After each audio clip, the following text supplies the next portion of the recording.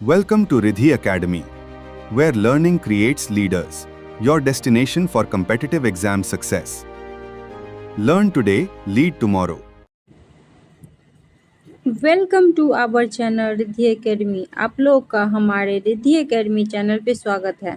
आज हम लोग पढ़ने वाले हैं BPAC 110 के बारे में, जो है शहरी स्थानीय शासन। इसका क्या नाम है विषय का? शहरी स्थानीय शासन। इसमें कुल 24 क्वेश्चन हैं। इन सारे क्वेश्चनों को आप अच्छे से एक बार देख लीजिए, क्योंकि ये सारे क्वेश्चन जो है आपके एग्जाम को लेकर बहुत ही ज़्यादा महत्वपूर्ण है, बहुत ही हेल्पफुल होने वाले हैं आपके एग्जाम में सारे प्रश्न। इन सारे प्रश्नों को हम एक ही वीडियो में आज ख़त्म करने वाले हैं, और आप लोगों को हमारा ये वीडियो अगर थोड़ा सा भी हेल्पफुल लगे तो उसके लिए हमारे चैनल को लाइक, सब्सक्राइब और कमेंट कीजिए, और हो सके तो अपने ग्रुप में हमारे वीडियो को भी शेयर कीजिए। तो आज का पहला क्वेश्चन है जो हम स्टार्ट करने वाले हैं।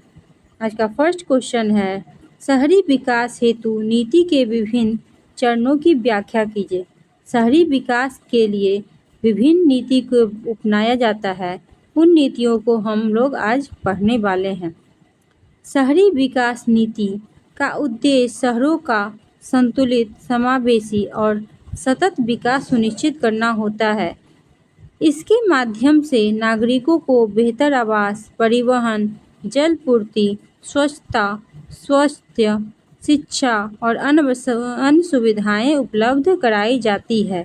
भारत में बढ़ते शहरीकरण के कारण शहरी विकास नीति का महत्व लगातार बढ़ता जा रहा है।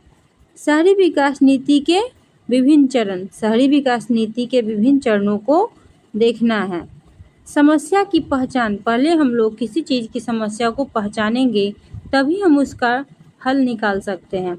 समस्या की पहचान में आता है शहरों की प्रमुख समस्या, जैसे आवास, यातायात, जल संकट, प्रदूषण एवं कचरा प्रबंधन की पहचान करें।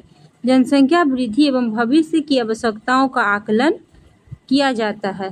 फिर है निर्णय निर्माण। जब हम लोग को पास समस्या पता चल जाती है तो हम लोग निर्णय लेते हैं कि उस समस्या को दूर करेंगे। तो निर्णय निर्माण में आता है विशेषज्ञों, सरकार एवं नागरिक के सुझाव के आधार पर विकास की नीति तैयार की जाती है। विकास के उद्देश्य, प्राथमिकताएं एवं कार्य योजना निर्धारित की जाती है। अब ये योजना निर्माण, फिर हम लोग योजना बनाते हैं कि उन कार्य को, उन समस्या को दूर करने के लिए क्या उपाय करेंगे, कैसे योजना बनाएंगे, उन योजनाओं को कैसे करेंगे। तो योजना निर्माण में आ जाता है भूमि उपयोग, सड़क, परिवहन, जल आपूर्ति, सीवरेज, पार्क, स्वास्थ्य, शिक्षा जैसी सुविधाएं का विस्तृत योजना बनाई जाती है। वित्तीय संसाधन एवं समय सीमा निर्धारित की जाती है। अब नीति का क्रियान्वयन, नीति का क्रियान्वयन कैसे किया जाता है? नगर निगम, विकास प्राधिकरण एवं अन्य सरकारी एजेंसी योजनाओं को लागू करती है। विभिन्न विभागों के बीच समन्वय स्थापित की जाती है। फिर है निगरानी एवं मूल्यांकन। निगरानी और मूल्यांकन कैसे किए गए? योजनाओं को प्रगति की नियमित समीक्षा की जाती है। खामियों की पहचान कर आवश्यक सुधार किए जाते हैं। योजनाओं के सामाजिक एवं आर्थिक प्रभाव का मूल्यांकन किया जाता है। शहरी विकास नीति का उद्देश्य, अब शहरी विकास नीति जो बनती है उनके मुख्य उद्देश्य क्या है? कोई भी विकास नीति बनती है तो उनका उद्देश्य होता है कि उस विकास पे काम करना और उसको प्रगति की ओर ले जाना। अब शहरी विकास नीति है तो शहर को प्रगति की ओर ले जाएगा। शहरी विकास नीति के उद्देश्य में आता है संतुलित एवं नियोजित शहरी विकास, सभी नागरिकों के मूलभूत सुविधाएं उपलब्ध कराना, पर्यावरण संरक्षण एवं सतत विकास को बढ़ावा देना, रोजगार एवं आर्थिक विकास को प्रोत्साहित करना, नागरिकों की जीवन गुणवत्ता में सुधार करना। अब शहरी विकास नीति के क्या महत्व है? इससे क्या होता है? शहरों की सुव्यवस्थित विकास होती है। यातायात, प्रदूषण एवं झुग्गी बस्तियों जैसी समस्या में कमी आती है। नागरिकों को बेहतर सार्वजनिक सेवाएं प्राप्त होती है। निवेश, उद्योग एवं रोजगार के अवसर बढ़ते हैं। स्मार्ट एवं टिकाऊ शहरों का विकास संभव होता है। शहरी विकास की प्रमुख चुनौतियाँ कौन कौन सी है? शहरी विकास नीति जब बनती है तो उनमें प्रमुख बहुत सारी चुनौती आती है। हम लोग भी कोई नीति बनाते हैं कि हम लोग को पढ़ाई करना है, हम लोग को एग्जाम पास करना है, तो उसमें बहुत सारी चुनौतियाँ आती है। तो उन चुनौतियों का कैसे समाधान किया जाता है? इसमें है तीव्र जनसंख्या वृद्धि एवं अनियोजित शहरीकरण, वित्तीय संसाधनों की कमी, प्रदूषण एवं पर्यावरणीय समस्या, कमजोर आधारभूत संरचना, विभिन्न एजेंसियों के बीच समन्वय का अभाव। अब शहरी विकास नीति बनना, उसके क्या निष्कर्ष निकले? शहरी विकास नीति का उद्देश्य सभी नागरिकों के लिए सुरक्षित, स्वास्थ्य और आधुनिक एवं टिकाऊ शहर का निर्माण करना है। यद्यपि नीति का प्रभावी ढंग से निर्माण, क्रियान्वयन एवं नियमित मूल्यांकन किया जाए तो शहरी विकास की चुनौती सफलतापूर्वक समाधान किया जा सकता है। नेक्स्ट क्वेश्चन है, संविधान यानी 74वां संविधान संशोधन अधिनियम 1992 के महत्वपूर्ण प्रावधानों का वर्णन कीजिए। इसमें हम लोग लिखेंगे संविधान 74वां संविधान संशोधन अधिनियम 1992 भारत में शहरी स्थानीय स्वशासन को संवैधानिक दर्जा देने वाला एवं लागू किया गया है। यह 1 जून 1993 से प्रभावी हुआ। बना 1992 में और प्रभावी कब हुआ? 1 जून 1993। इसका उद्देश्य नगर निकायों को अधिक सशक्त, उत्तरदायी एवं लोकतांत्रिक बनाना है। 74वें संविधान संशोधन का प्रमुख नगर निकायों का संवैधानिक दर्जा। नगर निगम, नगर परिषद और नगर पंचायत को संवैधानिक मान्यता दी गई। 3 प्रकार के नगर निकाय हैं: नगर पंचायत, नगर परिषद, नगर निगम। नगर पंचायत में संक्रमणशील क्षेत्र के लिए आता है, नगर परिषद में मध्यम आकार के क्षेत्र के लिए आता है और नगर निगम बड़े शहरों के लिए आते हैं। इनमें 5 वर्ष का कार्यकाल होता है। प्रत्येक नगर निकाय का कार्यकाल 5 वर्ष निर्धारित किया गया है। नियमित चुनाव कराने की जिम्मेदारी राज्य निर्वाचन आयोग को दी गई है। आरक्षण की व्यवस्था, अनुसूचित जाति, अनुसूचित जनजाति एवं महिलाओं के लिए सीटों का आरक्षण है। महिलाओं के लिए कम से कम 1/3 सीट आरक्षित की गई है। राज्य वित्त आयोग प्रत्येक 5 वर्ष में राज्य वित्त आयोग का गठन किया जाता है। नगर निकायों के वित्तीय संसाधनों की समीक्षा की जाती है। जिला योजना समिति एवं महानगर योजना समिति क्या है देखेंगे। विकास योजनाओं में समन्वय स्थापित करने हेतु समितियां गठित की जाती है।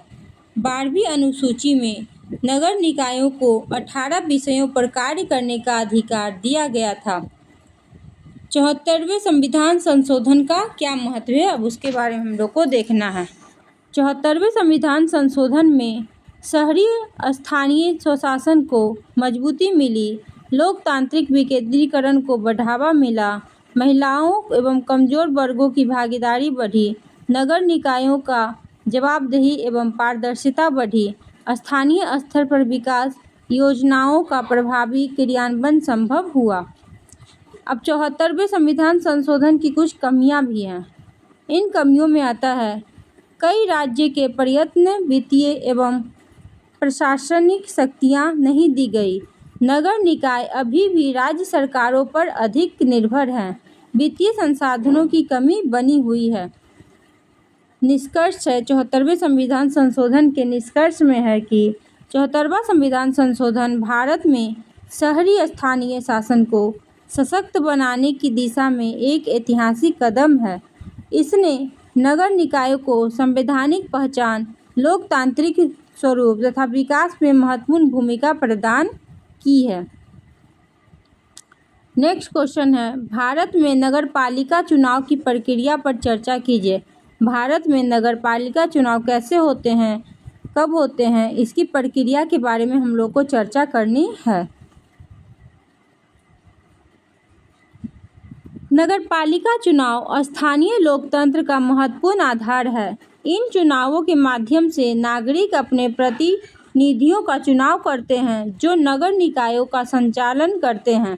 74वें संविधान संशोधन के बाद नगर पालिका चुनाव को संवैधानिक आधार प्राप्त हुआ है।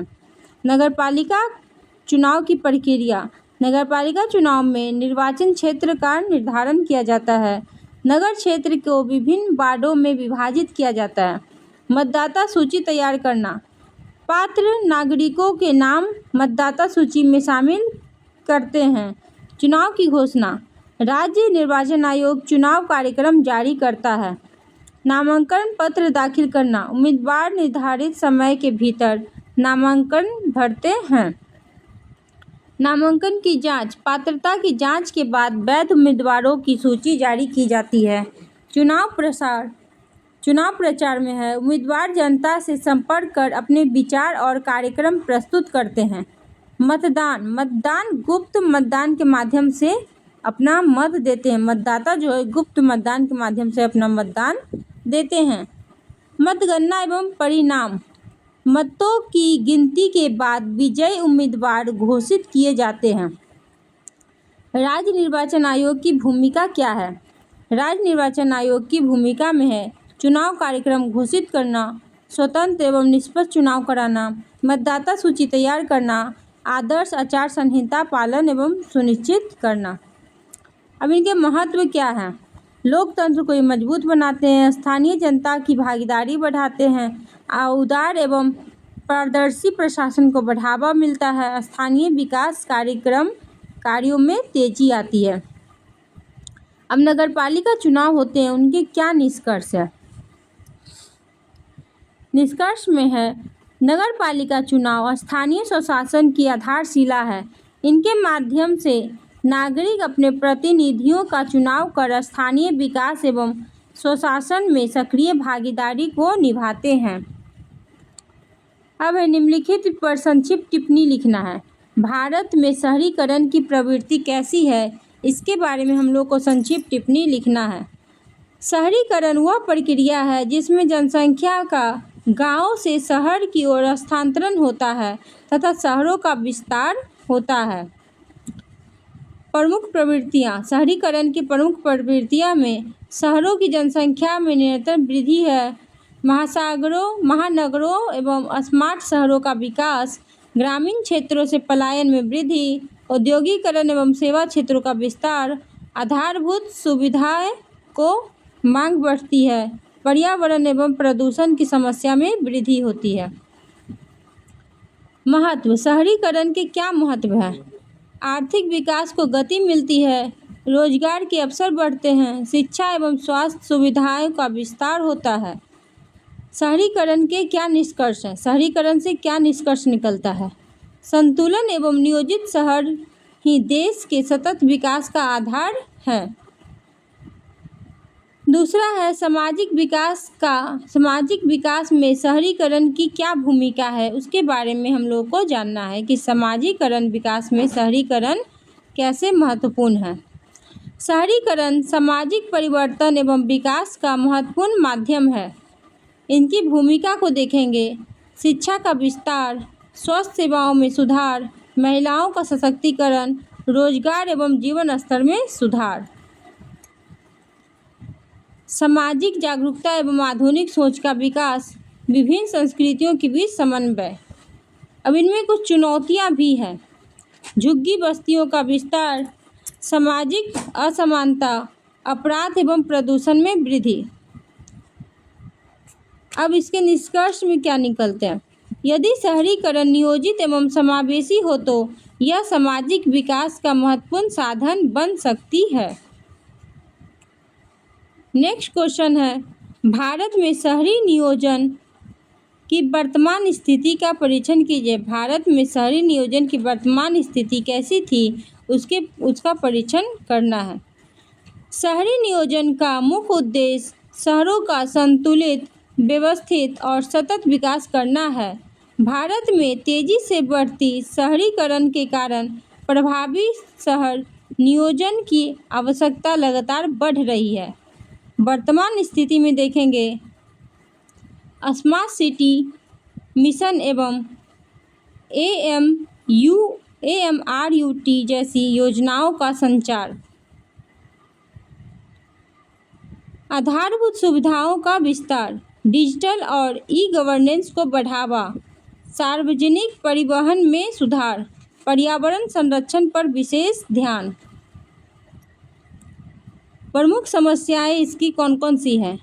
अनियोजित शहरीकरण, झुग्गी बस्तियों का विस्तार, यातायात जाम एवं प्रदूषण, जल एवं स्वच्छता की समस्या, वित्तीय संसाधनों की कमी। सुधार के क्या उपाय हैं? दीर्घकालीन शहरी योजना बनाना, नागरिकों की भागीदारी बढ़ाना, आधुनिक तकनीक एवं GIS का प्रयोग करना, नगर निकायों को अधिक वित्तीय एवं प्रशासनिक अधिकार देना। महत्व, इनके महत्व को देखेंगे। संतुलित विकास सुनिश्चित होता है, इससे नागरिकों की जीवन गुणवत्ता में सुधार आता है, पर्यावरण संरक्षण एवं सतत विकास को बढ़ावा मिलता है। अब शहरी नियोजन में क्या निष्कर्ष निकलता है? भारत में शहरी नियोजन में सुधार हो रहा है, लेकिन बढ़ती जनसंख्या एवं अनियोजित विकास की चुनौतियों से निपटने के लिए प्रभावी योजनाएं, पर्याप्त संसाधन एवं सुशासन आवश्यक है।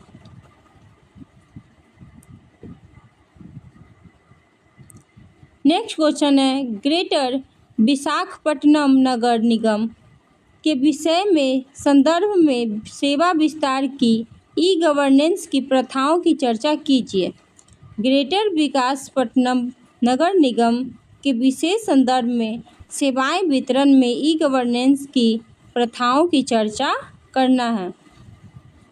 तो इसके उत्तर में हम लोग लिखेंगे, ई गवर्नेंस का अर्थ है सूचना एवं संचार प्रौद्योगिकी के माध्यम से सरकारी सेवाओं को तेजी, पारदर्शी और नागरिक केंद्रित बनाना।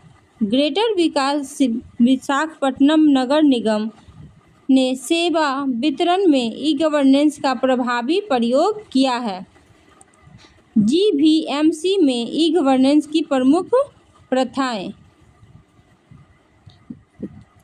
इसमें ऑनलाइन संपत्ति कर भुगतान किया जाता है, जन्म एवं मृत्यु प्रमाण पत्र की ऑनलाइन सुविधा होती है, ऑनलाइन शिकायत निवारण प्रणाली होती है, भवन निर्माण अनुमति की ऑनलाइन व्यवस्था की जाती है, जल आपूर्ति एवं स्वास्थ्य सेवाओं की डिजिटल निगरानी होती है, मोबाइल ऐप एवं नागरिक सेवा पोर्टल का उपयोग किया जाता है, GIS आधारित शहरी नियोजन एवं संपत्ति प्रबंधन होता है। अब ई गवर्नेंस से क्या लाभ है? ई गवर्नेंस के लाभ को देखेंगे। सेवा तेजी एवं पारदर्शी हुई है, भ्रष्टाचार में कमी आती है, नागरिकों का समय एवं लागत बचता है, शिकायतें का शीघ्र समाधान संभव हो पाता है, प्रशासन की जवाबदेही बढ़ती है। अब ई गवर्नेंस की चुनौतियों पर विचार कीजिए कि इसमें क्या क्या चुनौतियाँ आती है। डिजिटल साक्षरता की कमी होती है, इंटरनेट एवं तकनीकी अवसंरचना की समस्या बढ़ती है, साइबर सुरक्षा संबंधी चुनौतियां भी आती है। अब ई गवर्नेंस से निष्कर्ष क्या निकलता है? GVMC का ई गवर्नेंस मॉडल आधुनिक शहरी प्रशासन का उत्कृष्ट उदाहरण है। इससे सेवा वितरण अधिक पारदर्शी, प्रभावी एवं नागरिक अनुकूल बनता है। नेक्स्ट क्वेश्चन देखेंगे, शहरी स्थानीय सरकारों के समक्ष अनेक चुनौतियां हैं। शहरी स्थानीय सरकारों के समक्ष जो है अनेक चुनौतियां हैं, उनका समाधान द्वितीय प्रशासनिक सुधार आयोग की सिफारिश के अनुसार किया जा सकता है। उस पर हम लोग को टिप्पणी लिखना है। इसमें लिखेंगे, भारत में शहरी स्थानीय सरकारें नागरिकों को आवश्यक सेवा प्रदान करने में महत्वपूर्ण भूमिका निभाती है। बढ़ते शहरीकरण के कारण इनके सामने अनेक प्रशासनिक, वित्तीय एवं तकनीकी चुनौतियां उत्पन्न हुई है। द्वितीय प्रशासनिक सुधार आयोग ने इन चुनौतियों के समाधान हेतु कई महत्वपूर्ण सिफारिशें प्रस्तुत की हैं। ये है शहरी स्थानीय सरकारों की प्रमुख चुनौतियां। वित्तीय संसाधनों की कमी, नगर निकायों की आय सीमित होती है, राज्य सरकारों पर अधिक निर्भर रहती है। प्रशिक्षण कर्मचारी की कमी, योग्य एवं तकनीकी कर्मचारियों का अभाव होता है, प्रशासनिक दक्षता प्रभावित होती है। तीव्र शहरीकरण, जनसंख्या बढ़ने से आवास, जल, स्वच्छता और परिवहन पर दबाव बढ़ता है। आधारभूत सुविधाओं में कमी, सड़क, जल आपूर्ति, सीवरेज एवं ठोस अपशिष्ट प्रबंधन में समस्याएं आती है। भ्रष्टाचार एवं पारदर्शिता का अभाव, कई स्थानों पर प्रशासनिक जवाबदेही कमजोर होती है। नागरिक भागीदारी की कमी, विकास योजनाओं में जनता की अपर्याप्त भागीदारी नहीं होती है। द्वितीय प्रशासनिक सुधार आयोग की प्रमुख सिफारिशें कौन-कौन हैं? नगर निकायों को अधिक वित्तीय स्वायत्तता प्रदान की जाए, ई-गवर्नेंस एवं डिजिटल सेवा का विस्तार किया जाए, कर्मचारियों को नियमित प्रशिक्षण दिया जाए, नागरिक सहभागिता एवं सामाजिक लेख परीक्षण को बढ़ावा दिया जाए, पारदर्शिता एवं जवाबदेही सुनिश्चित की जाए, शहरी नियोजन को वैज्ञानिक एवं दीर्घकालीन बनाया जाए, नगर निकायों की संस्थागत क्षमता को मजबूत किया जाए। महत्व, अब इनके क्या महत्व है? शहरी प्रशासन अधिक प्रभावी होगा, नागरिकों को बेहतर सेवाएं मिलेंगी, भ्रष्टाचार में कमी आएगी, सतत एवं समावेशी शहर विकास को बढ़ावा मिलेगा। अब द्वितीय प्रशासनिक सुधार से क्या निष्कर्ष निकलता है? द्वितीय प्रशासनिक सुधार आयोग की सिफारिश से शहर स्थानीय सरकारों को सशक्त, पारदर्शी और उत्तरदायी बनाने में अत्यंत महत्वपूर्ण है। इनके प्रभावी क्रियान्वयन से शहरी शासन की गुणवत्ता में उल्लेखनीय सुधार हो सकता है। नेक्स्ट क्वेश्चन है, निम्नलिखित पर संक्षिप्त टिप्पणी लिखना है। हम लोग को इसमें संक्षिप्त टिप्पणी लिखना है। पहला है शहरी स्थानीय निकायों के वितरण स्रोत। शहरी स्थानीय निकाय के वितरण स्रोत के बारे में हम लोग को संक्षिप्त टिप्पणी लिखना है। तो इसके आंसर में लिखेंगे, शहरी स्थानीय निकायों को विकास कार्यों एवं नागरिक सेवाओं के लिए पर्याप्त वित्तीय संसाधनों की आवश्यकता होती है। प्रमुख वित्तीय स्रोत में है संपत्ति कर, जल कर एवं सीवरेज शुल्क, व्यापार और व्यवसाय लाइसेंस शुल्क, वाहन पार्किंग शुल्क, भवन निर्माण अनुमति शुल्क, राज्य सरकार की से अनुदान, केंद्रीय वित्त आयोग एवं राज्य वित्त आयोग की सिफारिश सहायता, ऋण एवं वित्तीय संस्थाओं में सहायक। महत्व, इनके क्या महत्व है? विकास योजनाओं का क्रियान्वयन, नागरिक सेवाओं में सुधार, आधारभूत संरचना का विकास। निष्कर्ष, इससे क्या निष्कर्ष निकलता है? पर्याप्त वित्तीय संसाधन ही नगर निकायों को प्रभावी एवं आत्मनिर्भर बनाते हैं। दूसरा है smart city mission. Smart city mission पर संक्षिप्त टिप्पणी बताना है। स्मार्ट सिटी मिशन भारत सरकार द्वारा 25 जून 2015 को प्रारंभ किया था। स्मार्ट सिटी मिशन 25 जून 2015 को प्रारंभ किया गया था। इसका उद्देश्य शहरों को स्वच्छ, सुरक्षित और आधुनिक एवं तकनीकी आधारित बनाना है। स्मार्ट सिटी मिशन के प्रमुख उद्देश्य क्या हैं? बेहतर आधारभूत सुविधाएं उपलब्ध कराना, डिजिटल एवं ई गवर्नेंस को बढ़ावा देना, स्वच्छ एवं हरित शहरों का विकास करना, स्मार्ट परिवहन व्यवस्था विकसित करना, नागरिकों की जीवन गुणवत्ता में सुधार करना। अब स्मार्ट सिटी मिशन के प्रमुख विशेषताएं हैं स्मार्ट सड़कें एवं सार्वजनिक परिवहन, डिजिटल सेवाएं, ऑनलाइन प्रशासन प्रदान करना, ऊर्जा संरक्षण एवं पर्यावरण सुरक्षा को बढ़ावा देना, CCTV आधारित सुरक्षा व्यवस्था स्थापित करना, स्मार्ट जल एवं अपशिष्ट प्रबंधन का निपटारा करना। स्मार्ट सिटी मिशन के क्या महत्व हैं? सतत शहरी विकास को बढ़ावा देते हैं, निवेश एवं रोजगार के अवसरों में वृद्धि करते हैं, नागरिकों को आधुनिक सुविधाएं प्रदान करते हैं। अब स्मार्ट सिटी मिशन के क्या निष्कर्ष हैं? स्मार्ट सिटी मिशन भारत के शहरों को तकनीकी रूप से उन्नत, पर्यावरण अनुकूल एवं नागरिक केंद्रित बनाने में एक महत्वपूर्ण पहल है। नेक्स्ट क्वेश्चन है, भारत में शहरीकरण की प्रवृत्तियों की चर्चा कीजिए। भारत में शहरीकरण कैसा है, कैसा होना चाहिए, इसकी प्रवृत्तियाँ क्या हैं, इस पे हम लोगों को चर्चा करना है। भारत में शहरीकरण का अर्थ है ग्रामीण क्षेत्रों से लोगों का शहर की ओर पलायन तथा शहर का निरंतर विस्तार। गांव से लोग शहर की ओर विस्तार कर रहे हैं। औद्योगिकरण, शिक्षा, रोजगार एवं बेहतर जीवन स्तर की खोज में शहरीकरण को तेजी किया गया है। भारत में शहरीकरण की प्रमुख प्रवृत्तियाँ क्या क्या हैं? शहरों की जनसंख्या में निरंतर वृद्धि होती जा रही है। महानगरों एवं स्मार्ट शहरों की तेजी से विकास होता जा रहा है। ग्रामीण क्षेत्रों में रोजगार हेतु पलायन किया जाता है। औद्योगिकरण एवं सेवा क्षेत्र में विस्तार होता जा रहा है। आधारभूत सुविधाएं की बढ़ती मांग हो रही है। झुग्गी बस्तियों एवं अनियोजित बस्तियां में वृद्धि हो रही है। पर्यावरण एवं प्रदूषण की समस्या बढ़ती जा रही है।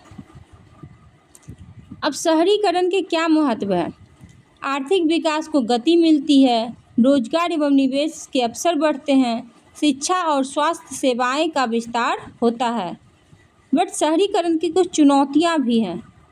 इससे क्या होता है? यातायात जाम होता है। जल एवं स्वच्छता की समस्या बढ़ती है। प्रदूषण और कचरा बढ़ता है।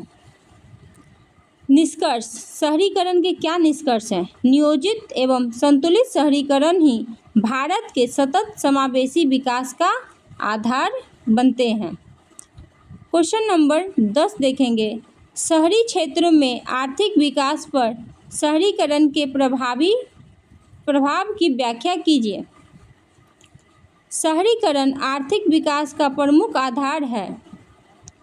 शहर उद्योग, व्यापार क्षेत्र, सेवा क्षेत्र एवं निवेश के केंद्र होते हैं, जिससे देश की अर्थव्यवस्था को गति मिलती है। आर्थिक विकास पर शहरीकरण के प्रभाव। आर्थिक विकास पर शहरीकरण के क्या प्रभाव पड़ता है? उद्योग एवं व्यापार में विस्तार होता है। रोजगार के अवसर में वृद्धि होती है। निवेश एवं उद्यमिता को बढ़ावा मिलता है। आधारभूत संरचना का विकास होता है। आय एवं जीवन स्तर में सुधार होता है। सेवा क्षेत्र तेजी से विकसित होते हैं। आधुनिक तकनीक एवं नवाचार को प्रोत्साहन मिलता है। लेकिन इसके कुछ नकारात्मक प्रभाव भी हैं। आय में असमानता बढ़ती है। झुग्गी बस्तियों का विस्तार बढ़ता है। प्रदूषण एवं यातायात की समस्या बढ़ती है। इसके क्या महत्व है? राष्ट्रीय आय में वृद्धि होती है। आर्थिक गतिविधियों का विस्तार होता है। वैश्विक प्रतिस्पर्धा में वृद्धि होती है। अब शहरीकरण नियोजन से क्या निष्कर्ष निकलता है? यदि शहरीकरण नियोजित एवं संतुलित हो तो यह आर्थिक विकास का सबसे प्रभावी माध्यम बन सकता है। नेक्स्ट क्वेश्चन है, भारत में शहरी स्थानीय निकायों के वित्त हमेशा वित्तीय संकट से जूझते रहते हैं। परीक्षण कीजिए। शहरी स्थानीय निकायों के वित्त हमेशा वित्तीय संकट से कैसे जूझते रहते हैं, इसके बारे में हम लोगों को परीक्षण करना है। भारत के शहरी स्थानीय निकाय नागरिकों को आवश्यक सेवा प्रदान करते हैं, लेकिन सीमित आय एवं बढ़ती व्यय के कारण वे लंबे समय से वित्तीय संकट का सामना कर रहे हैं। वित्तीय संकट के प्रमुख कारण क्या क्या हैं? स्वयं एवं राजस्व स्रोत सीमित होती है। संपत्ति कर की कमी वसूली जाती है। राज्य सरकारों पर अत्यधिक निर्भरता बढ़ जाती है। बढ़ती जनसंख्या एवं खर्च बढ़ता है। वित्तीय प्रबंधन की कमजोरी की व्यवस्था होती है। अनुदान और संसाधनों का असमान वितरण होता है। इसके क्या प्रभाव पड़ते हैं? विकास कार्य प्रभावित हो जाते हैं। आधारभूत सुविधाएं की गुणवत्ता घटती जाती है। नई योजनाओं में देरी होती है। इसके सुधार के उपाय क्या हैं? कर संग्रह प्रणाली को मजबूत किया जाए। नगर निकायों को अधिक वित्तीय स्वच्छता प्रदान की जाए। ई गवर्नेंस एवं डिजिटल कर प्रणाली लागू की जाए। राज्य वित्त आयोग की सिफारिश को प्रभावी ढंग से लागू किया जाए। निष्कर्ष, यदि नगर निकायों को पर्याप्त वित्तीय संसाधन एवं स्वायत्तता प्रदान की जाए तो वे अधिक प्रभावी ढंग से नगरों को गुणवत्तापूर्ण सेवा उपलब्ध करा सकेंगे। नेक्स्ट क्वेश्चन है, निम्नलिखित पर संक्षिप्त टिप्पणी लिखिए। ये सब पे हमको टिप्पणी लिखना है। राज्य निर्वाचन आयोग की भूमिका क्या है? राज्य निर्वाचन आयोग की भूमिका पर संक्षिप्त टिप्पणी लिखना है। राज्य निर्वाचन आयोग का गठन अनुच्छेद 243 के और अनुच्छेद 243 ZA के अंतर्गत किया गया है। इसका मुख्य कार्य पंचायतों एवं नगर निकायों के चुनाव स्वतंत्र एवं निष्पक्ष और नियमित रूप से कराना है। राज्य निर्वाचन आयोग की प्रमुख भूमिकाएं क्या है? नगर निकायों एवं पंचायतों के चुनाव करवाना, चुनाव कार्यक्रम घोषित करना, मतदाता सूची तैयार एवं उद्घाटन करना, निर्वाचन क्षेत्र का निर्धारण करना, आदर्श आचार संहिता का पालन करना और स्वतंत्र एवं निष्पक्ष चुनाव करवाना। फिर राज्य निर्वाचन आयोग के कुछ महत्व हैं, उन महत्वों को देखेंगे। स्थानीय लोकतंत्र को मजबूत करता है, चुनाव प्रक्रिया में पारदर्शिता लाता है, लोकतांत्रिक संस्थाओं का विश्वसनीयता बढ़ाता है। तो आप देखेंगे राज्य निर्वाचन आयोग के क्या निष्कर्ष निकलते हैं। राज्य निर्वाचन आयोग स्थानीय स्वशासन संस्थाओं में लोकतंत्र को मजबूत बनाने वाली एक महत्वपूर्ण संवैधानिक संस्था है। नेक्स्ट है, जिला आयोग समिति एवं महानगर योजना समिति में क्या अंतर है, उसके बारे में हम लोग को संक्षिप्त टिप्पणी लिखना है कि जिला योजना समिति क्या है और महानगर योजना समिति क्या है, दोनों में अंतर बताना है। जिला योजना समिति तथा महायोजना समिति स्थानीय विकास योजनाओं के समन्वय के लिए गठित की जाती है। अंतर में देखेंगे पहले जिला योजना समिति। जिला योजना समिति जिला के विकास की समेकित योजना तैयार करती है, ग्रामीण एवं शहरी दोनों क्षेत्र के योजनाओं का समन्वय करती है। संविधान के अनुच्छेद 243 ZD के अंतर्गत गठित की जाती है। जबकि महानगर योजना समिति महानगर क्षेत्र के विकास की योजना तैयार करती है, केवल महानगरों के विकास पर कार्य करती है। संविधान के अनुच्छेद 243 ZE के अंतर्गत आती है। अब महत्व क्या है, जिला योजना समिति और महानगर योजना समिति के क्या महत्व है? विकास योजनाओं में समन्वय स्थापित करती है, संसाधन का प्रभावी प्रयोग होता है, संतुलित एवं नियोजित विकास को बढ़ावा मिलता है। निष्कर्ष क्या निकला? जिला योजना समिति और महानगर योजना समिति में निष्कर्ष क्या निकला? दोनों समितियां स्थानीय स्तर पर योजनाबद्ध एवं समन्वित विकास सुनिश्चित करने में महत्वपूर्ण भूमिका निभाती है। क्वेश्चन नंबर देखेंगे 13। भारत में शहरी स्थानीय सरकार की संरचना की व्याख्या कीजिए। भारत में शहरी स्थानीय सरकार की संरचना कैसी है, इसके बारे में हम लोग को व्याख्या करना है। भारत में 74वें संविधान संशोधन अधिनियम 1992 के माध्यम से शहरी स्थानीय सरकारों को संवैधानिक दर्जा प्रदान किया गया। इनका उद्देश्य स्थानीय स्तर पर लोकतांत्रिक शासन एवं नागरिक सेवाओं का प्रभावी संचालन करना है। शहरी स्थानीय सरकार की संरचना में आएगा नगर पंचायत, नगर परिषद और नगर निगम।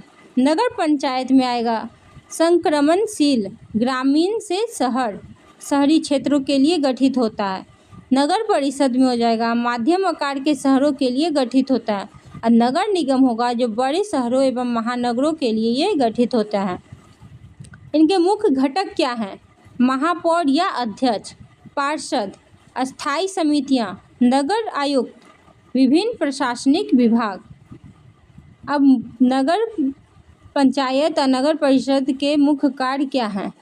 जल आपूर्ति एवं स्वच्छता, सड़क एवं प्रकाश व्यवस्था, कचरा का प्रबंधन, सार्वजनिक स्वच्छता, उद्यान एवं सार्वजनिक सुविधाएं। इनके महत्व क्या हैं? स्थानीय लोकतंत्र को मजबूत बनाती है, नागरिकों को आवश्यक सेवाएं उपलब्ध कराती है, स्थानीय विकास को बढ़ावा देती है। निष्कर्ष, शहरी स्थानीय सरकारें स्थानीय प्रशासन की आधारशिला हैं तथा शहरों के समग्र विकास में महत्वपूर्ण भूमिका निभाते हैं।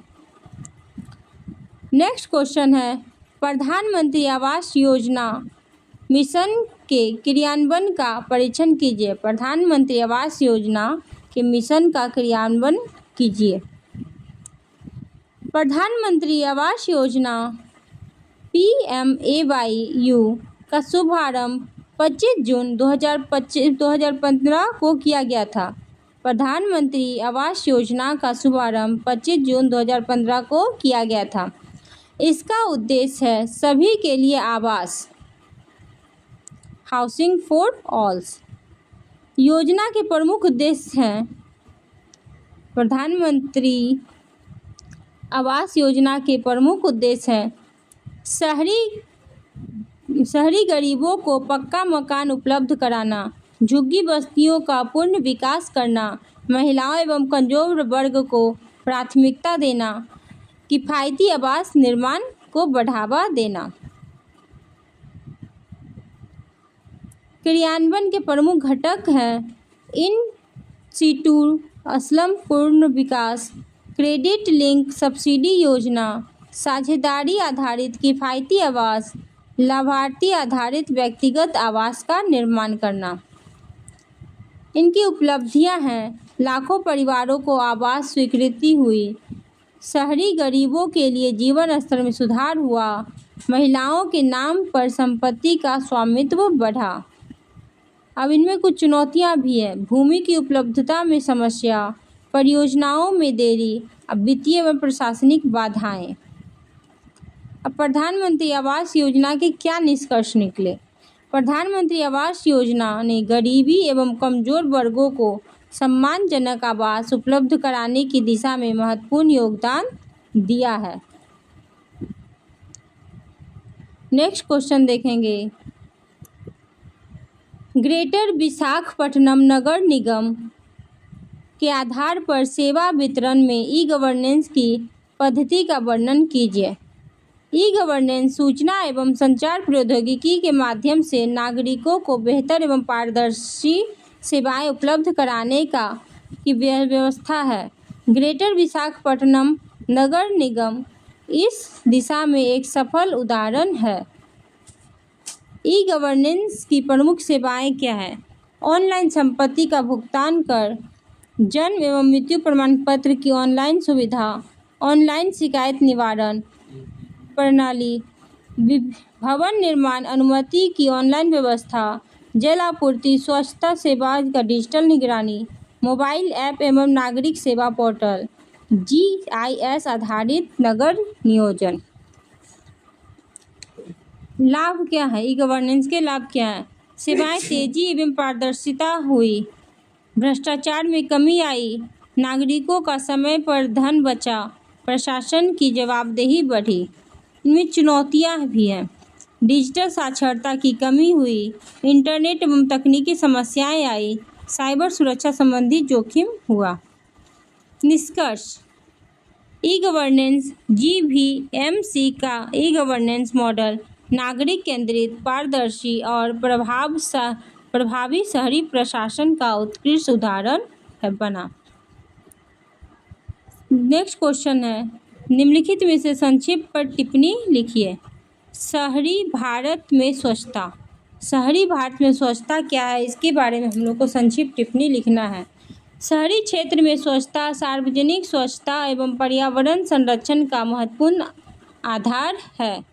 प्रमुख पहल में हो जाएगा स्वच्छ भारत मिशन, ठोस अपशिष्ट प्रबंधन, घर घर कचरा संग्रह, सार्वजनिक शौचालय का निर्माण, स्वच्छता के प्रति जन जागरूकता। चुनौतियां हैं इनमें, बढ़ती जनसंख्या, कचरा निस्तारण की समस्या, नागरिक जागरूकता की कमी। निष्कर्ष, स्वच्छ और स्वस्थ शहरों के निर्माण के लिए सरकार एवं नागरिकों की संयुक्त भागीदारी आवश्यक है। सेकंड है इसका, शहरी स्थानीय सरकार के समक्ष चुनौतियाँ। शहरी स्थानीय सरकार के समक्ष क्या क्या चुनौतियाँ आती है उसके बारे में हम लोग को जानना है। शहरी स्थानीय सरकारें बढ़ती शहरीकरण के कारण अनेक समस्याओं का सामना कर रही है। प्रमुख चुनौतियों में आएगा वित्तीय संसाधन की कमी, प्रशिक्षित कर्मचारियों का अभाव, अनियोजित शहरीकरण, आधारभूत सुविधाओं पर बढ़ता दबाव, भ्रष्टाचार एवं पारदर्शिता में कमी, नागरिक सहभागिता का अभाव। अब इनके सुधार के क्या उपाय हैं?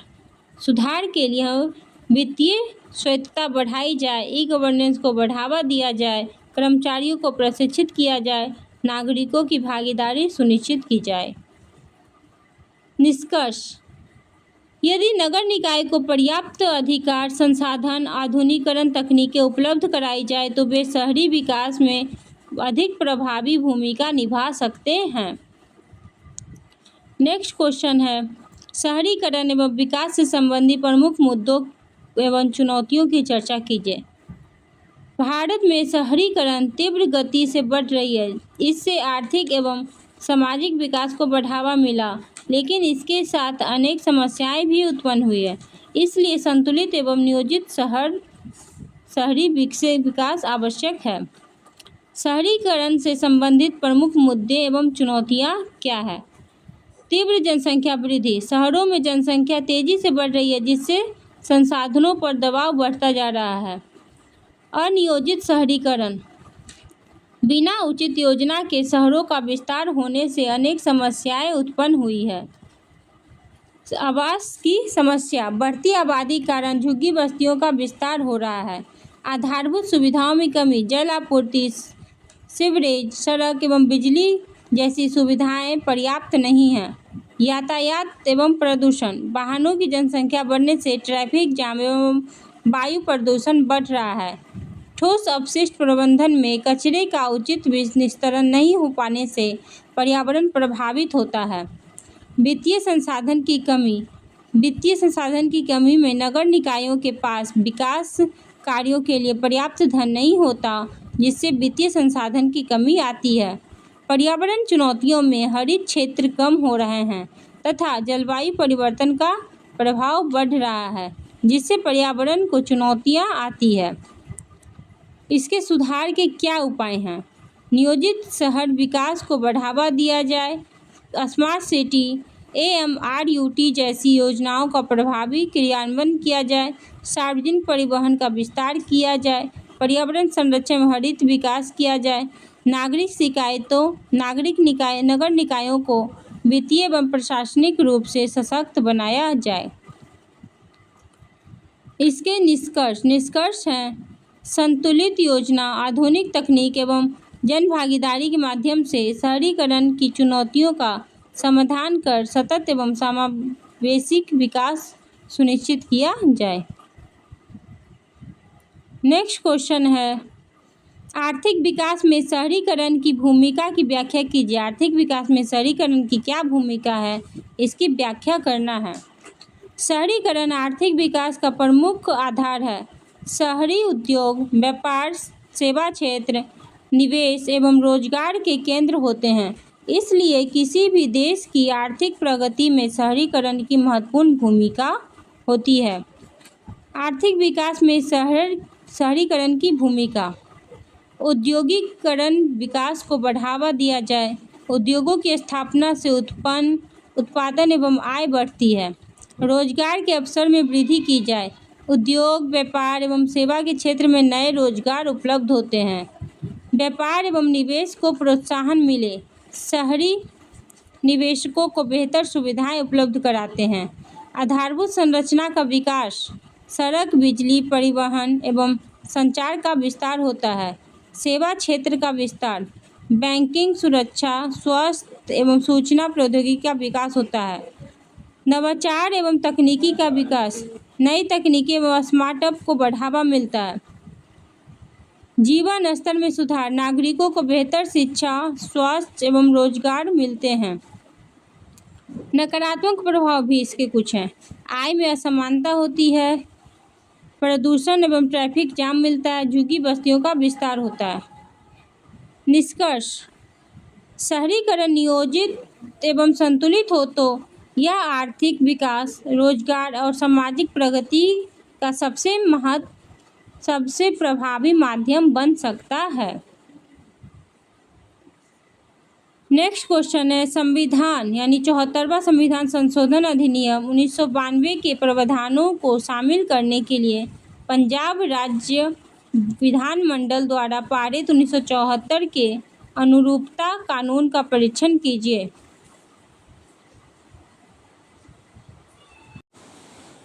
74वें संविधान संशोधन अधिनियम 1992 के लागू होने के बाद सभी राज्यों को अपने नगरपालिका कानून में आवश्यक संशोधन करने थे। इस उद्देश्य से पंजाब राज्य विधानमंडल ने 1994 का अनुरूपता कानून पारित किया, जिससे राज्य के नगरपालिका कानूनों को संविधान के अनुरूप बनाया गया। प्रमुख प्रावधान में है, नगर निकायों को संवैधानिक स्वच्छता के अनुरूप पुनर्गठित किया गया। नगर पंचायत, नगर परिषद एवं नगर निगम की व्यवस्था लागू की गई। नगर निकायों का कार्यपालिका 5 वर्ष निर्धारित किया गया। नियमित चुनाव कराने की व्यवस्था की गई। महिलाओं, अनुसूचित जाति, अनुसूचित जनजाति के लिए आरक्षण लागू किए गए। राज्य निर्वाचन आयोग की भूमिका सुनिश्चित की गई। राज्य वित्त आयोग की सिफारिश को महत्व दिया गया। नगर निकाय के कार्य एवं अधिकारी को विस्तार किया गया। महत्व, इसके क्या महत्व निकले? स्थानीय स्वशासन को मजबूती मिली, लोकतांत्रिक विकेंद्रीकरण को बढ़ावा मिला, नगर निकाय अधिक उत्तरदायी बने, स्थानीय विकास योजनाओं का प्रभावी क्रियान्वयन संभव हुआ।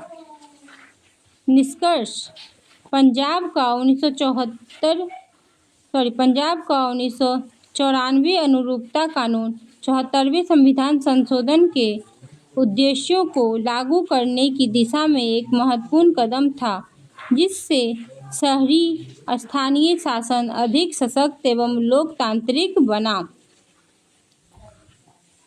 क्वेश्चन 20 है, निम्नलिखित पर संक्षिप्त टिप्पणी लिखिए। शहरी परिवहन नीति।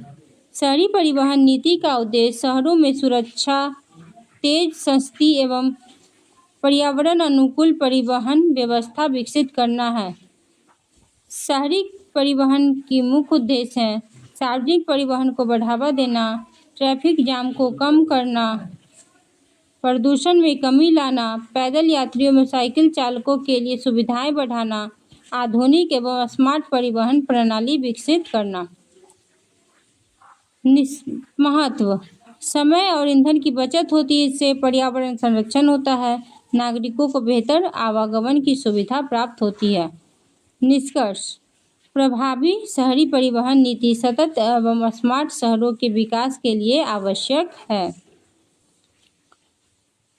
शहरी नियोजन प्रक्रिया। शहरी नियोजन प्रक्रिया के बारे में जानना है। शहरी नियोजन प्रक्रिया का उद्देश्य शहरों का संतुलित एवं व्यवस्थित विकास सुनिश्चित करना है।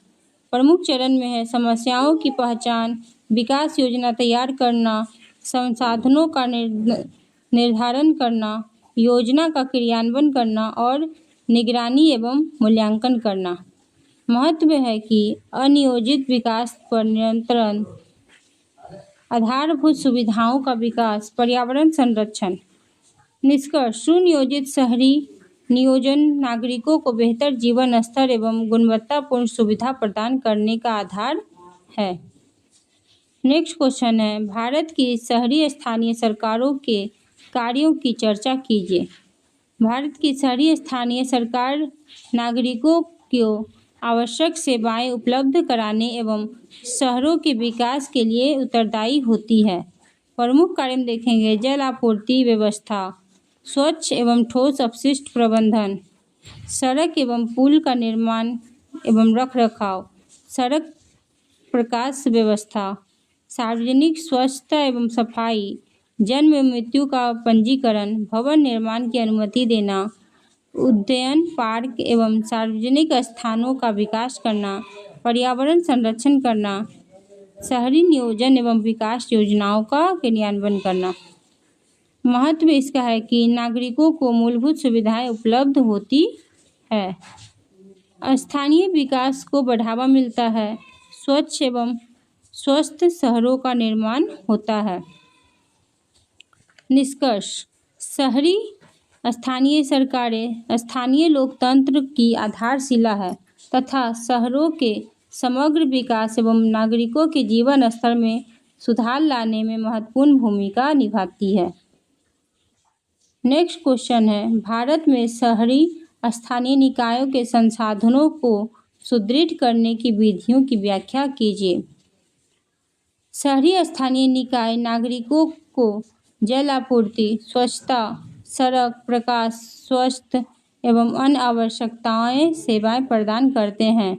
इन कार्यों के प्रभावी संचालन के लिए इनके वित्तीय एवं प्रशासनिक संसाधनों को सुदृढ़ करना आवश्यक है। संसाधनों को सुदृढ़ करने की प्रमुख विधियां हैं: कर संग्रह प्रणाली में सुविधा, संपत्ति कर, जल कर एवं अन्य स्थानीय करों की नियमित एवं पारदर्शिता वसूली, राजस्व के नए स्रोत विकसित करना, पार्किंग शुल्क, विज्ञापन शुल्क, उपयोगिता शुल्क एवं अन्य स्थानीय आय बढ़ाना, राज्य एवं केंद्र सरकार से पर्याप्त अनुदान, वित्त आयोग एवं विभिन्न योजनाओं के माध्यम से आर्थिक सहायता देना, सार्वजनिक निजी भागीदारी को बढ़ावा देना, यानी सार्वजनिक निजी भागीदारी पीपीपी को बढ़ावा देना, आधारभूत संरचना एवं सार्वजनिक सेवाओं के विकास में निजी क्षेत्र की भागीदारी होती है। ई गवर्नेंस का विस्तार, ऑनलाइन कर भुगतान एवं डिजिटल वित्तीय प्रबंधन में पारदर्शिता बढ़ाना, वित्तीय प्रबंधन को मजबूत करना, बजट लेखन एवं लेख परीक्षण प्रणाली को प्रभावी बनाना, नगर निकायों को अधिक वित्तीय स्वायत्तता, स्थानीय स्तर पर निर्णय लेने एवं संसाधनों के उपयोग की स्वतंत्रता। इसके महत्व में देखेंगे कि इससे विकास कार्यों में तेजी होती है, नागरिकों को बेहतर सेवाएं प्रदान की जाती है, नगर निकाय आत्मनिर्भर बनते हैं, पारदर्शिता एवं जवाबदेही बढ़ती है। निष्कर्ष, शहरी स्थानीय निकायों के वित्तीय एवं प्रशासनिक संसाधनों को सुदृढ़ किया जाए तो वे अधिक प्रभावी ढंग से शहरी विकास एवं नागरिक कल्याण के कार्य में सहायता कर सकेंगे, कल्याण कर सकेंगे। नेक्स्ट क्वेश्चन है, Atal mission for rejuvenation and urban transformation की आवश्यकता एवं महत्व का परीक्षण कीजिए। AMRUT। Atal mission for rejuvenation and urban transformation की शुरुआत 25 जून 2015 को भारत सरकार द्वारा की गई थी। इसका उद्देश्य शहरों में मूलभूत नागरिक सुविधाओं का विकास और जीवन की गुणवत्ता में सुधार करना है। AMRUT की आवश्यकता क्यों है? बढ़ते शहरीकरण के कारण आधारभूत सुविधाओं की कमी होती है, उनको पूरा करने के लिए किया जाता है।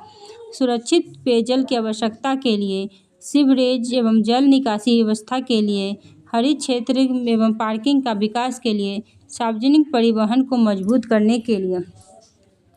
AMRUT के प्रमुख उद्देश्य क्या हैं? सभी नागरिकों को सुरक्षित पेयजल उपलब्ध कराना, सीवरेज एवं जल निकासी स्वच्छ व्यवस्था करना, हरित क्षेत्र एवं पार्कों का विकास करना, शहरी परिवहन को बेहतर बनाना, ई गवर्नेंस एवं शहरी सुधारों को बढ़ावा देना। महत्व, नागरिकों की जीवन गुणवत्ता में सुधार, स्वच्छ एवं स्वस्थ शहरों का विकास, पर्यावरण संरक्षण को बढ़ावा, सतत एवं समावेशी शहरी विकास, नगर निकायों की कार्य क्षमता में वृद्धि। चुनौतियाँ, परियोजनाओं के क्रियान्वयन में देरी, वित्तीय संसाधनों की कमी, राज्य एवं नगर निकायों के बीच समन्वय की समस्या। निष्कर्ष, AMRUT मिशन शहरी क्षेत्रों में आधारभूत सुविधाओं के विकास एवं नागरिकों के जीवन स्तर को बेहतर बनाने की दिशा में महत्वपूर्ण पहल है। इसके प्रभावी क्रियान्वयन से सतत एवं आधुनिक शहरों का निर्माण संभव है। फिर निम्नलिखित पर संक्षिप्त टिप्पणी लिखिए। शहरी स्थानीय सरकार की भूमिका एवं जिम्मेदारी। शहरी स्थानीय सरकार की भूमिका क्या है, उनकी जिम्मेदारी क्या है, इस पर संक्षिप्त टिप्पणी लिखना है। शहरी स्थानीय सरकारों शहरों के प्रशासन एवं विकास की प्रमुख संस्थाएं हैं। इनके उद्देश्य नागरिकों को आवश्यक सेवा उपलब्ध कराना तथा स्थानीय विकास को बढ़ावा देना है। मुख्य भूमिका एवं जिम्मेदारी में आएगा जल आपूर्ति एवं स्वच्छता की व्यवस्था, सड़क, नाली, सार्वजनिक प्रकाश का व्यवस्था, ठोस अपशिष्ट कचरा का प्रबंधन यानी निपटारा, सार्वजनिक स्वास्थ्य एवं सफाई, शहरी नियोजन एवं भवन निर्माण की अनुमति, पार्क, उद्यान और सार्वजनिक स्थलों का विकास, पर्यावरण संरक्षण एवं प्रदूषण नियंत्रण, जन्म एवं मृत्यु का पंजीकरण। महत्व: नागरिकों को बेहतर सार्वजनिक सेवाएं मिलती है, स्थानीय लोकतंत्र को मजबूती मिलती है, शहरों का संतुलित एवं नियोजित विकास होता है। निष्कर्ष: शहरी स्थानीय सरकारें नागरिकों के दैनिक जीवन से जुड़ी सेवाओं का प्रभावी संचालन करती है तथा शहरी विकास में महत्वपूर्ण भूमिका निभाती है। फिर ई सरकार एवं ई गवर्नेंस के बीच क्या अंतर है? ई गवर्नमेंट और ई गवर्नेंस के बीच क्या अंतर है? ई सरकार यानी ई गवर्नमेंट और ई गवर्नेंस दोनों में सूचना और संचार प्रौद्योगिकी ICT का उपयोग होता है, लेकिन इनके उद्देश्य एवं कार्य क्षेत्र अलग होते हैं। ई सरकार ई गवर्नमेंट सरकारी सेवाओं को ऑनलाइन उपलब्ध कराने पर केंद्रित होते हैं, नागरिकों को तेज एवं सुविधाजनक सेवाएं प्रदान करते हैं तथा प्रशासनिक कार्यों का डिजिटलीकरण करते हैं। ई गवर्नेंस शासन की पूरी प्रक्रिया में ICT का उपयोग होता है। पारदर्शिता, जवाबदेही और जन भागीदारी को बढ़ावा मिलता है। सरकार नागरिक एवं अन्य संस्थाओं के बीच बेहतर समन्वय बनाती है। दोनों में मुख्य अंतर क्या है? ई गवर्नमेंट और ई गवर्नेंस में मुख्य अंतर है। ई सरकार मुख्यतः सेवाओं के डिजिटलीकरण पर आधारित है, जबकि ई गवर्नेंस का दायरा व्यापक है तथा इसमें सुशासन, पारदर्शिता एवं नागरिक सहभागिता शामिल है। निष्कर्ष: ई सरकार और ई गवर्नेंस में निष्कर्ष क्या निकलता है? ई सरकार और ई गवर्नेंस दोनों आधुनिक प्रशासन के महत्वपूर्ण अंग हैं। जहां ई सरकार सेवाओं को डिजिटली बनाती है, वहीं ई गवर्नेंस शासन को अधिक पारदर्शी, उत्तरदायी एवं नागरिक केंद्रित बनाती है। तो हमारा ये वीडियो यहीं पे ख़त्म होता है। आप लोगों को हमारा ये वीडियो कैसा लगा, अपनी राय हमारे कमेंट बॉक्स में ज़रूर लिखिएगा। Thank you for watching this video. Thank you for watching this video. For complete exam preparation, subscribe to Riddhi Academy. Learn today, lead tomorrow.